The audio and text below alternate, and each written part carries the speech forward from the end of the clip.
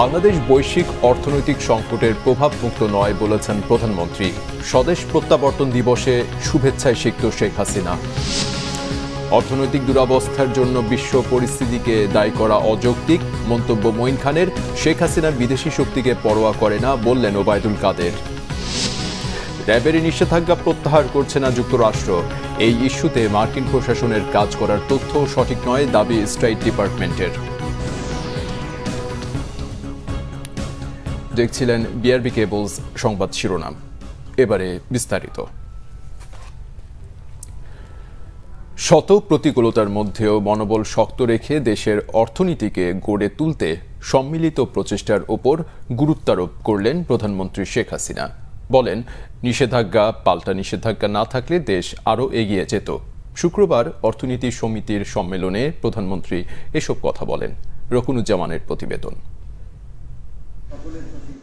জাতীয় সঙ্গীতের মধ্য দিয়ে রাজধানীর রমনায় ইঞ্জিনিয়ার্স ইনস্টিটিউশনে শুরু হয় অর্থনীতি সমিতির 22তম দ্বিবার্ষিক সম্মেলন। সম্মেলনে প্রধান অতিথি প্রধানমন্ত্রী শেখ হাসিনা বলেন, শূন্য হাতে যাত্রা শুরু করেও জাতির পিতা যুদ্ধবিধ্বস্ত দেশকে এগিয়ে নিয়েছেন। ৭৫-এর পর মানুষের মাথাপিছু আয় কমেছে। সে সময়ের অপপ্রচারকারীরা ক্ষমতায় এসে মানুষের ভাগ্য উন্নয়নে কিছু করেনি কেন, সে প্রশ্নও তোলেন শেখ হাসিনা। আমার প্রশ্ন ছিল, যারা এত বদনাম করলো, এত সমালোচনা করলো, তারা কোথায়? তারা বাসুদেবের খোঁজ নেয় না? বাসুদেবের অবসর হতেন। আমার বাবার রক্ত নিয়েও বাসুদেবের জীবনের পরিবর্তন কেন আসছে না, সেটাই আমার প্রশ্ন ছিল। প্রধানমন্ত্রী বলেন, গণতন্ত্র এবং গণতান্ত্রিক ধারা ও বলিষ্ঠ নেতৃত্ব ছাড়া দেশের উন্নয়ন সম্ভব নয়। ৭৫-এর পর ক্ষমতা দখলকারীরা দেশ ও দেশের মানুষের জন্য কাজ না করে ভোগেই ব্যস্ত ছিল বলেও অভিযোগ করেন প্রধানমন্ত্রী। এই কালচারটা কিন্তু কিছু তৈরি করা, তাদের কিছু সুযোগ দিয়ে দেওয়া, তারা জানতো যে লোকদেরকে সব দিতে হবে, এই আঘাত তো মাপ হয়ে যাবে। এই যে চিন্তা ভাবনা, চিন্তার যে দৌড়টা, এটাই আমাদের দেশকে ধ্বংসের দিকে নিয়ে যায়। আমরা আসার পরে সেই জায়গাটিতে আস্তে আস্তে আস্তে আস্তে মানুষের সঙ্গে আনতে চেষ্টা করে যাচ্ছি এবং অনেকটাই আমরা সফলতা হয়েছি। করোনা মোকাবেলায় মূল্যস্ফীতি কমিয়ে দেশের অর্থনীতিকে শক্ত অবস্থানে ধরে রাখতে সক্ষম হলেও যুদ্ধ নিষেধাজ্ঞা পাল্টা নিষেধাজ্ঞার কারণে অর্থনীতিতে ধাক্কা এসেছে বলে জানান প্রধানমন্ত্রী। উৎপাদন বাড়িয়ে এই সংকট কাটিয়ে ওঠার কথাও জানান সরকার প্রধান। মূল্যস্ফীতি সেখানে বাজারে যে ডলারের দাম বেড়ে গেল, প্রত্যেকটা জিনিসের দাম বেড়ে গেল, আমাদের খরচ বেড়ে গেল, ঋণের সুদ বেশি নিতে হচ্ছে। সব দিক থেকে একটা পর্যন্ত চাপ। বাসগুলি পুড়িয়ে দেয়, ট্রেনগুলি পুড়িয়ে দেয়, রেলগাড়ি পুড়িয়ে দেয়, মানুষ পুড়িয়ে মারে। এইগুলো তো আমাদের সামাল দিতে হবে। একদিকে এই দুর্যোগ, আবার দিকে আন্তর্জাতিক চাপ, সব কিছু মিলেই কিন্তু আরও এগিয়ে যাচ্ছে। ইতিমধ্যে আমরা সরকারকে বাজেট দেবো, ইনশাল্লাহ বাজেট আমরা ঠিক মতো দিতে পারবো এবং বাজেট আমরা বাস্তবায়নও করবো। তবে আমরা যেহেতু যুদ্ধ এবং কিছুটা সাধন করতে গিয়েছি, এই কিছুটা সাধনের ফলাফল হচ্ছে হয়তো আমাদের জিডিপি যেটা আগে গতবার পেয়েছিলাম তার কিছু কম করি, কিন্তু সেটাও আমরা পরবর্তীতে উত্তরণ ঘটাতে পারবো সেই বিশ্বাস আছে। বাংলাদেশ কখনো আর কারো কাছে করুণা ভিক্ষা করে নয়, মর্যাদার সঙ্গে মাথা উঁচু করে চলবে। সেই ব্রত নিয়েই সরকার কাজ করে যাচ্ছে বলেও জানান প্রধানমন্ত্রী। করুণার কথা হবে না, ভিক্ষা চেয়ে চলবে না। রকুনুজ্জামান, বাংলা ভিশন, ঢাকা। এদিকে আওয়ামী লীগ সভাপতি প্রধানমন্ত্রী শেখ হাসিনা বলেছেন, জনগণের কাছে সবচেয়ে গ্রহণযোগ্য দল আওয়ামী লীগ, তাই দলটিকে সেই অর্জন ধরে রেখে সামনে এগিয়ে যেতে হবে। বঙ্গবন্ধু কন্যার ৪৪তম স্বদেশ প্রত্যাবর্তন দিবস উপলক্ষে শুক্রবার গণভবনে নেতাকর্মীদের সাথে শুভেচ্ছা বিনিময় অনুষ্ঠানে শেখ হাসিনা কথা বলেন। মানুষের জন্য আত্মত্যাগ আওয়ামী লীগ ছাড়া সম্ভব নয়। সুসংগঠিত রাজনৈতিক দল বলেই করোনা সহ যে কোনো দুর্যোগ মোকাবিলা সম্ভব হয়েছে বলে মন্তব্য প্রধানমন্ত্রীর। শেখ হাসিনা বলেন, আওয়ামী লীগের বিরুদ্ধে চক্রান্ত হয়েছে, তা প্রতিবারই মোকাবিলা করে এগিয়ে গেছে, তা ধরে রাখার প্রত্যয়ও ব্যক্ত করেন আওয়ামী লীগ সভাপতি শেখ হাসিনা। রাজনীতি করে কি পেলাম তা চিন্তা করিনি, তবে মানুষের ভবিষ্যৎ আরো সুন্দর করে দিয়ে যাওয়ার অঙ্গীকারও করেন প্রধানমন্ত্রী। কিন্তু আজকে আওয়ামী লীগ বাংলাদেশে সবথেকে শক্তিশালী এবং বড় সংগঠন, এটা হলো বাস্তব। সবথেকে জনগণের কাছে সবথেকে গ্রহণযোগ্য দল আওয়ামী লীগ। প্রতিবার চক্রান্ত হয়, সেই চক্রান্ত মোকাবেলা করেই কিন্তু আমরা বেরিয়ে আসি। তা আমাদেরকে এটা ধরে রাখতে হবে। আর সেই ইতিহাস বিকৃতি থেকে শুরু করে জয় বাংলা বিসর্জন দেওয়া হয়েছিল, 7 মাসের ভাষণ সেটাও নিষিদ্ধ ছিল। আজকে জয় বাংলা ফিরে এসেছে, 7 মাসের ভাষণ এখন শুধু বাংলাদেশ আন্তর্জাতিক পর্যায়ে স্বীকৃতি পেয়েছে, 21শে ফেব্রুয়ারি আন্তর্জাতিক মাতৃভাষা মর্যাদা পেয়েছে। বাংলাদেশের মানুষের যে রক্ত দিয়ে যে অধিকারগুলি আদায় করেছিল সেই অধিকারগুলি আজকে আমরা সমুন্নত করতে পেরেছি, কিন্তু আমাদেরকে সামনে আরো এগিয়ে যেতে হবে, এটাই হচ্ছে বড় কথা। বাংলাদেশের অর্থনৈতিক দুরবস্থার সাথে বিশ্ব পরিস্থিতিকে দায়ী করা একটি ভুয়া যুক্তি বলে মন্তব্য করেছেন বিএনপির স্থায়ী কমিটির সদস্য ডক্টর আব্দুল মঈন খান। তিনি বলেন, সরকার ও তাদের গোষ্ঠীভুক্ত কিছু ব্যক্তি লুটপাট ও টাকা পাচারের কারণেই দেশের অর্থনীতি ধ্বংসের পথে। মিরাজ হোসেন কাজীর রিপোর্ট। 7 জানুয়ারি নির্বাচনের দুদিন আগে গ্রেপ্তার হওয়া বিএনপি নেতা নবিউল্লাহ নবীর কারামুক্তিতে তার বাসায় যান দলের স্থায়ী কমিটির সদস্য ডক্টর আব্দুল মঈন খান। গ্রেপ্তারের পর নিজের ওপর অমানবিক নির্যাতনের অভিযোগ করেন নবিউল্লাহ নবী। সেই বর্ণনা দিতে গিয়ে আবেগাপ্লুত হয়ে পড়েন তিনি। এমনভাবে মানসিক নির্যাতন করেছে, আমাকে অন্ধকারে 2 দিন পর্যন্ত আমার চোখ বেঁধে তারা অন্ধকার করে বন্দি রেখেছিল, আর আমাকে বিভিন্ন শব্দ, গুলির আওয়াজ, ক্রস ফায়ারের আওয়াজ, বিভিন্ন মানুষকে পিটানো হচ্ছে এরকম শব্দ শোনানো হয়েছে, আমাকে ভীতি সন্ত্রাস করেছে। অনেক সময় আমি অজ্ঞানের মতন হয়ে গেছি তাদের এই মানসিক ভীতি সন্ত্রাসের কারণে। এ সময় ডক্টর আব্দুল মঈন খান বলেন, মিথ্যা অভিযোগে মামলা, গ্রেপ্তার ও নির্যাতন করে গণতন্ত্রকামী নেতাকর্মীদের দমন করা যাবে না। বলেন, দেশের জনগণের পাশাপাশি আন্তর্জাতিক পরিমণ্ডলেও এই সরকারের কোনো গ্রহণযোগ্যতা নেই। আজকে আমেরিকাকে সমালোচনা সরকার করুক সেটা কথা নয়, আবার আমেরিকার পেছনে পেছনে সরকার ঘুরে, সেটাও আপনারা দেখতে পেয়েছেন। বাস্তবতা আসলে এগুলো নয়। বাস্তবতা হচ্ছে এই যে মানুষের অধিকার এটা একটা চিরন্তন একটা আকাঙ্ক্ষা। যুক্তরাষ্ট্রের অবস্থান এক চুলো নড়বড় হয়নি। তারা নির্বাচনের আগে, নির্বাচনের সময়ে, নির্বাচনের পরে যে কথা বলেছিল, আজকে থেকে 2 দিন আগে তাদের প্রতিনিধি বাংলাদেশে এসে সেই একই কথা বলে গিয়েছে। বিশ্ব রাজনীতি বা অর্থনৈতিক পরিস্থিতির সাথে বাংলাদেশের বাস্তবতার কোনো সম্পর্ক নেই উল্লেখ করে বিএনপির নীতি নির্ধারক বলেন, বিনা ভোটের সরকার সংশ্লিষ্টদের লুটপাটেই দেশের অর্থনীতির এই দুরবস্থা। বাংলাদেশ ব্যাংকে হাইস্টের মাধ্যমে $1 বিলিয়ন চুরি করার ব্যবস্থা হয়েছিল, সেটার সঙ্গে বিশ্ব রাজনীতির কী সম্পর্ক থাকতে পারে? আজকে বাংলাদেশ তারা লক্ষ লক্ষ হাজার কোটি টাকা বাংলাদেশ থেকে কালো চোরাই পথে ডলার কিনে বিদেশে পাচার করে দিচ্ছে, তার সঙ্গে বিশ্ব অর্থনীতির কী সম্পর্ক থাকতে পারে? কাজে এগুলো ভুয়া কথা সরকার বলে তারা নিজেদের দুর্বলতা একদিকে ঢাকতে চাচ্ছে, অন্যদিকে জনগণকে তারা ভাওতা দিতে চাচ্ছে।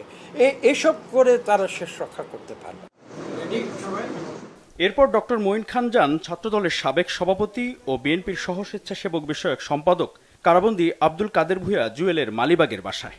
এ সময় জুয়েলের মামলা পরিস্থিতি ও পরিবারের সদস্যদের খোঁজ খবর নেন ডক্টর আব্দুল মঈন খান। মিরাজ হোসেন গাজী, বাংলা ভিশন, ঢাকা।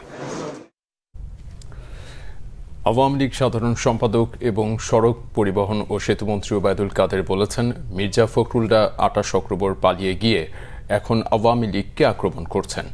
দেশি বিদেশি কোনো শক্তি নয়, সরকারকে নিয়ন্ত্রণ করে দেশের জনগণ। রিপোর্ট ইমরুল কায়েসের। প্রধানমন্ত্রী শেখ হাসিনার স্বদেশ প্রত্যাবর্তন দিবস উপলক্ষে আলোচনা সভায় আওয়ামী লীগ নেতাদের অভিযোগ, জিয়াউর রহমান নানা রকম বাধা বিপত্তি ও ষড়যন্ত্র করলেও 1981 সালের 17 মে দেশে ফিরে আসেন শেখ হাসিনা। তারা বলেন, শেখ হাসিনার প্রত্যাবর্তনের মধ্য দিয়ে গণতন্ত্র এবং মুক্তিযুদ্ধের চেতনা পুনরুজ্জীবিত হয়। প্রধান অতিথির বক্তব্যে আওয়ামী লীগ সাধারণ সম্পাদক ওবায়দুল কাদের বলেন, জিয়াউর রহমানের আমলে আওয়ামী লীগের হাজার হাজার নেতাকর্মীকে কারাবন্দী করা হয়েছিল, হত্যা করা হয়েছিল, তাই বিএনপির মুখে বন্দী মুক্তির কথা মানায় না। 28 অক্টোবর পালিয়ে গিয়ে এখন বেসামাল হয়ে প্রতিনিয়ত আওয়ামী লীগকে আক্রমণ করছে। বন্দি মুক্তির কথা বলেন, লজ্জা করে না? জিয়াউর রহমান, আওয়ামী লীগ সহ অন্যান্য দলের ৬৫,০০০ নেতা কর্মীকে জেলে রেখেছে। আপনাদের কতজন জেলে আছে? দলীয় শৃঙ্খলা উপেক্ষা করে যারা বিশৃঙ্খলা তৈরি করবেন তাদের শাস্তির আওতায় আনার হুঁশিয়ারি দেন ওবায়দুল কাদের। মনে করেছেন চুপচাপ আছে, কেউ শাস্তি পাচ্ছে না? কেন পাবে? গত নির্বাচনে ৭৫ জন এমপি নমিনেশন পায়নি, এটাও শাস্তি। দল করলে দলের শৃঙ্খলা মেনে চলবে। ঘরের ভিতর ঘর করবেন না, মশারির মধ্যে মশারি কাটাবেন না। শেখ হাসিনা শাস্তি দেওয়ার কায়দা একটু ভিন্ন। যারা বুঝেছেন, পেয়েছেন সে শাস্তি, তারা ঠিকই বুঝেছে। যারা পাননি তাদের স্মরণ করিয়ে দিচ্ছে। তিনি বলেন, শেখ হাসিনা মৃত্যুর হুমকিকে পরোয়া করেন না, পরোয়া করেন বাংলাদেশের জনগণকে। তিনি পরোয়া করেন বাংলাদেশের জনগণকে। ইমরুল কায়েস, বাংলা ভিশন, ঢাকা। র্যাবের ওপর নিষেধাজ্ঞা প্রত্যাহার করছে না যুক্তরাষ্ট্র। মার্কিন পররাষ্ট্র দপ্তরের মুখপাত্র বেদান্ত প্যাটেল এ কথা জানিয়েছেন। স্টেট ডিপার্টমেন্টের নিয়মিত ব্রিফিংয়ে এ বিষয়ে এক প্রশ্নের জবাবে তিনি বলেন, র্যাবের ওপর নিষেধাজ্ঞা প্রত্যাহারে হোয়াইট হাউস ও স্টেট ডিপার্টমেন্টের কাজ করার বিষয়ে প্রচারিত তথ্যটি সঠিক নয়। মিরাজ হোসেন গাজীর আরেকটি রিপোর্ট। বাংলাদেশ সফর করা যুক্তরাষ্ট্রের দক্ষিণ ও মধ্য এশিয়া বিষয়ক সহকারী পররাষ্ট্রমন্ত্রী ডোনাল্ড লু মঙ্গলবার বৈঠক করেন প্রধানমন্ত্রীর বেসরকারি শিল্প ও বিনিয়োগ বিষয়ক উপদেষ্টা সালমান এফ রহমানের সঙ্গে। গুলশানে নিজ বাসভবনে বৈঠক শেষে সাংবাদিকদের প্রশ্নের জবাবে সালমান এফ রহমান জানিয়েছিলেন, র্যাবের উপর মার্কিন নিষেধাজ্ঞা তুলে নেয়ার বিষয়ে আলোচনা হয়েছে। ডোনাল্ড লু যখন গতবারই এসেছিল ইলেকশনের আগে, সে কিন্তু বাংলাদেশে প্রশংসা করেছিল যে র্যাবের কিন্তু অনেক উন্নতি হয়েছে। সেটা তো সে পাবলিকলি আপনাদেরকে গতবারই বলেছে। তো স্টেট ডিপার্টমেন্টের কথাটা হলো কি, আমরা কিন্তু আমাদের তরফ থেকে আমাদের জাস্টিস ডিপার্টমেন্টকে বলছি কি হ্যাঁ, এটা উন্নতি হয়ে গেছে, এখন তোমাদেরকে এই স্যাংশনটা তুলে দেওয়া উচিত। বলছে হোয়াইট হাউস থেকেও বলা হচ্ছে, কিন্তু আমাদের একটা প্রসেস আছে, আমাদের জাস্টিস ডিপার্টমেন্টের একটা প্রসেস আছে, সে প্রসেসের মাধ্যমে কাজ চলছে। সে আশাবাদী যে এটা হবে। স্থানীয় সময় বৃহস্পতিবার মার্কিন পররাষ্ট্র দপ্তরের নিয়মিত ব্রিফিংয়ে এ বিষয়ে বাংলাদেশি এক সাংবাদিকের প্রশ্নের জবাব দেন উপপ্রধান মুখপাত্র Vedanta Patel. Said that the State Department and White House working to remove the sanctions. Those claims are false. The U.S. is not withdrawing sanctions against the RAB. Those claims are false. Sanctions are intended to change behavior and promote accountability. আন্তর্জাতিক মানবাধিকার দিবস উপলক্ষে 2021 সালের 10 December বিভিন্ন দেশের 10টি প্রতিষ্ঠান ও 15 ব্যক্তির ওপর নিষেধাজ্ঞা দেয় যুক্তরাষ্ট্র। ওই তালিকায় ছিল র্যাব ও সংস্থাটির 6 কর্মকর্তার নাম। মিরাজ হোসেন গাজী, বাংলা ভিশন, ঢাকা।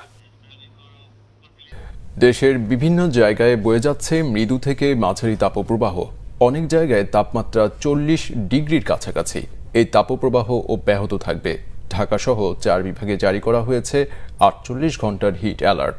20 মে থেকে সারা দেশে বৃষ্টির পূর্বাভাস দিয়েছে আবহাওয়া অধিদপ্তর। সারা দেশে বৃষ্টি কমেছে, বাতাসে জলীয় বাষ্পের পরিমাণ বেশি থাকায় গরম অনুভূত হচ্ছে বেশি। ফলে অস্বস্তি ও ভোগান্তিতে পড়েছেন মানুষ। রাজধানীর সড়কগুলোতে কমে গেছে মানুষ ও যানবাহনের চলাচল। আবহাওয়া অধিদপ্তর বলছে শনিবার পর্যন্ত এই পরিস্থিতি অব্যাহত থাকবে। আর সারা দেশে 19 বা 20 মে থেকে বৃষ্টি হওয়ার সম্ভাবনা রয়েছে। এরপর থেকে তাপমাত্রা কমে আসবে। এছাড়া চলতি মাসে বঙ্গোপসাগরে 1 থেকে 2টি লঘুচাপ সৃষ্টি হতে পারে বলে জানিয়েছে আবহাওয়া অফিস। গত 24 ঘন্টায় সবচেয়ে বেশি তাপমাত্রার রেকর্ড হয়েছে পাবনার ঈশ্বরদীতে 39.5 ডিগ্রি সেলসিয়াস। সংবাদ শেষ করব বিআরবি কেবলস শিরোনামগুলো আরেকবার জানিয়ে দিয়ে। বাংলাদেশ বৈশ্বিক অর্থনৈতিক সংকটের প্রভাব মুক্ত নয় বলেছেন প্রধানমন্ত্রী। স্বদেশ প্রত্যাবর্তন দিবসে শুভেচ্ছায় সিক্ত শেখ হাসিনা। অর্থনৈতিক দুরবস্থার জন্য বিশ্ব পরিস্থিতিকে দায়ী করা অযৌক্তিক মন্তব্য মঈন খানের। শেখ হাসিনা বিদেশি শক্তিকে পরোয়া করে না বললেন ওবায়দুল কাদের। র্যাবের নিষেধাজ্ঞা প্রত্যাহার করছে না যুক্তরাষ্ট্র। এই ইস্যুতে মার্কিন প্রশাসনের কাজ করার তথ্য সঠিক নয়, দাবি স্টেট ডিপার্টমেন্টের।